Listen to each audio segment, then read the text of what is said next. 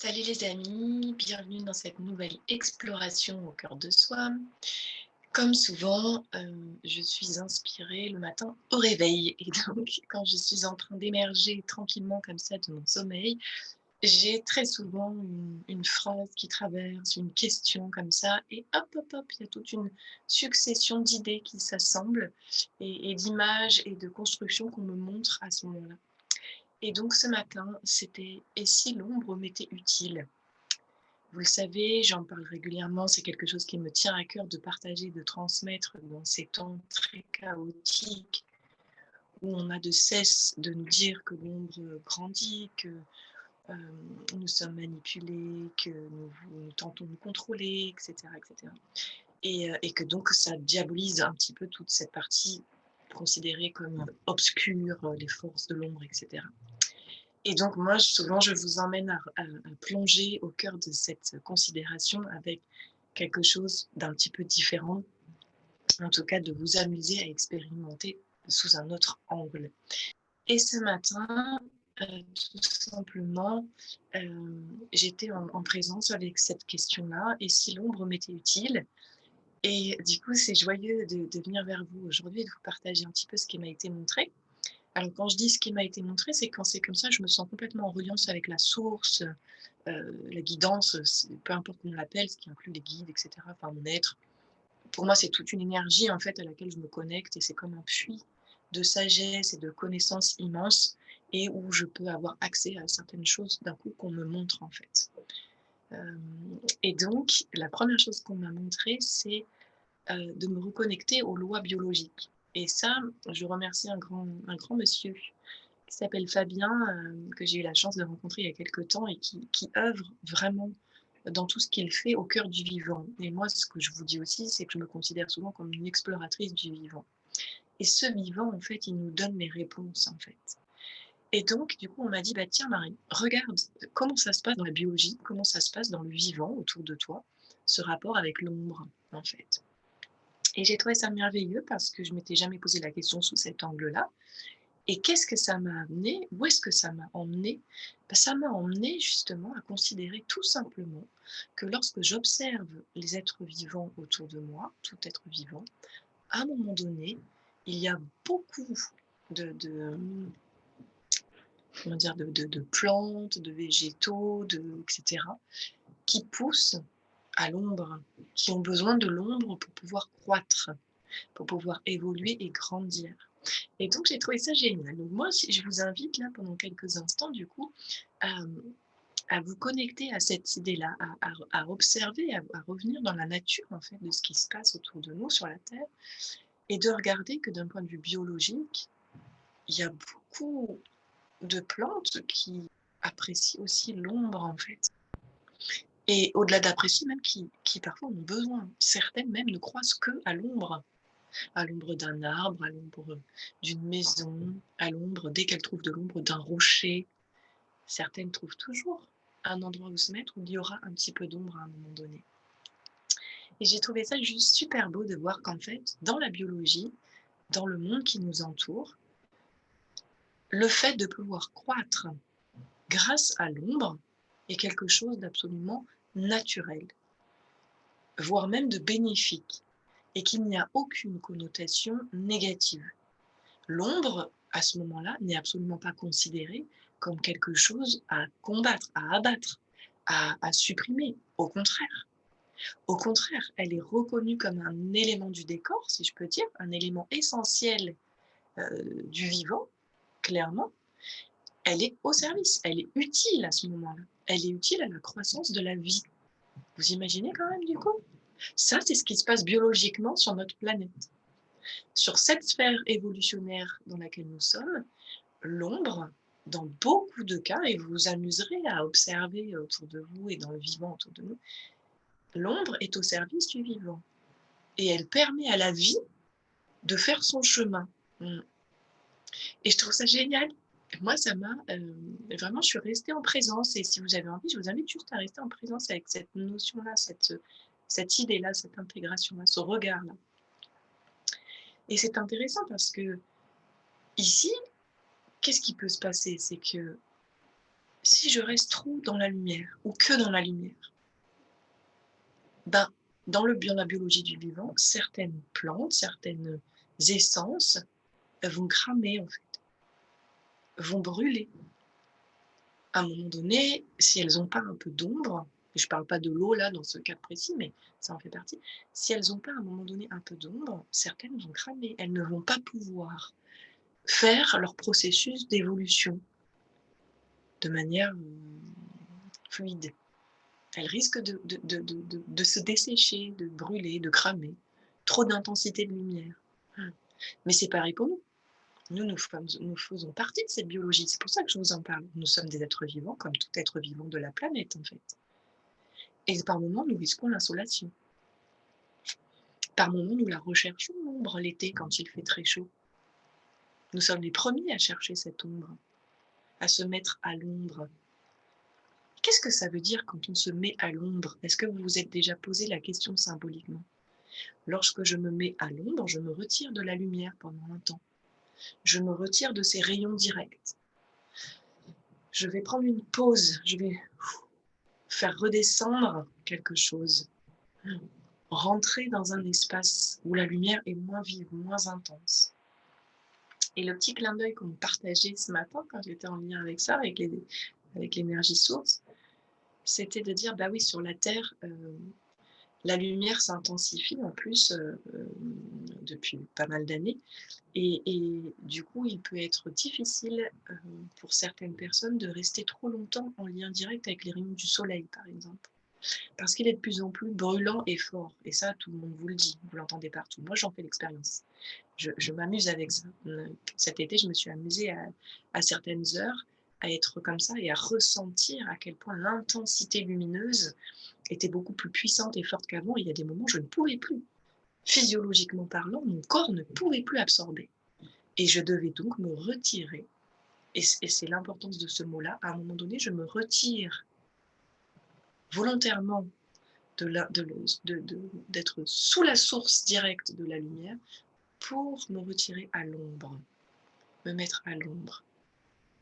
Et je trouve ça super génial parce que nous en avons en fait besoin, biologiquement aussi. Nous avons besoin à un moment donné de respirer à l'ombre. Et sur la Terre, c'est encore comme ça parce que nos corps de matière et notre intérieur est en pleine évolution et que nous ne sommes pas encore habitués à pouvoir supporter des fréquences aussi intenses. Il y a d'autres sphères qui existent où l'ombre n'est plus du tout vécue dans cette même loi biologique, parce qu'il n'y a plus cette nécessité. Mais nous, sur la planète que nous habitons aujourd'hui, qui est la Terre, nous sommes encore dans cette expérience. Alors pourquoi, si biologiquement c'est quelque chose qui est au service de la croissance de la vie, qui est nécessaire à certains moments, pourquoi est-ce que nous la rejetons encore? Pourquoi est-ce que nous ne l'avons pas comprise en fait? Pourquoi nous ne l'avons pas regardée comme ça? Pourquoi c'est si difficile pour nous et on veut absolument toujours la combattre et la rejeter de nos vies? Lorsque je vais à l'ombre, d'une certaine façon, je rentre dans ma grotte en fait. Je me soustrais pendant un temps à cette lumière directe et intense, extérieure. Là, je parle du soleil typiquement. Je viens à l'ombre. Biologiquement, quand je vais à l'ombre, qu'est-ce qui se passe? Il y a une forme d'intériorisation qui s'opère, toute seule en fait. Je ne suis plus en prise avec la lumière directe, extérieure. Je rentre du coup dans cette espèce de grotte. Dans une grotte, il fait très sombre, ça peut être très très noir pour certaines grottes. Souvent, on n'y va pas justement parce qu'on a fait peur, on a un peu peur. Et lorsque je joue ce jeu de ma biologie et je rentre dans cet espace, eh bien, je rentre en moi, symboliquement. Donc c'est assez fort parce que l'ombre, finalement, elle me sert à rentrer chez moi, en fait. À rentrer en moi. Qu'est-ce qu'on fait l'été quand il fait trop chaud, que le soleil tape trop fort? Je rentre dans ma maison. Dans ma maison, je suis à l'ombre. Je suis protégée des rayons intenses de la lumière, d'une certaine façon. Et donc, je rentre chez moi, symboliquement. Je rentre dans ma grotte intérieure. Et là, je me rencontre différemment. J'ai une ouverture de croissance, en fait. Et c'est mon chemin d'évolution dans l'humanité. C'est l'expérience qui m'est donnée. Si je suis incarnée dans l'humain, ici, en tant qu'humain, sur la Terre, je suis là pour faire cette expérimentation avec l'ombre. Sinon, je serais en train d'être dans une autre sphère, déjà en 12D, 15D, 44D, ce que vous voulez, dans la 44e dimension, et je serais une forme pure énergie qui n'est plus du tout dans la matière, qui est en train d'œuvrer à autre chose dans l'univers. Je ne serais pas là en proie avec ces lois biologiques qui sont toutes du bon sens, en fait. Tout n'est que bon sens, en fait. Tout a une logique du vivant, tout simplement. Et donc, le processus de l'ombre, il m'amène à quoi? Il m'amène à ma rencontre, finalement. Et plus j'accepte de descendre dans l'obscurité, ce que nous avons énormément de mal à faire, clairement, et encore aujourd'hui, et c'est l'appel le plus grand qui nous soit lancé d'après moi, en ce moment, dans ce chaos ambiant, c'est de développer notre capacité à être dans l'ombre, à rentrer dans cette ombre, à aller la rencontrer, à aller nous rencontrer. Quand je suis dans cette ombre et que je me mets à l'ombre, je peux descendre à l'intérieur. Et qu'est-ce que je rencontre à l'intérieur? Ma lueur intérieure. Je prends conscience de ma flamme intérieure, de ma lumière à l'intérieur. Je découvre ça.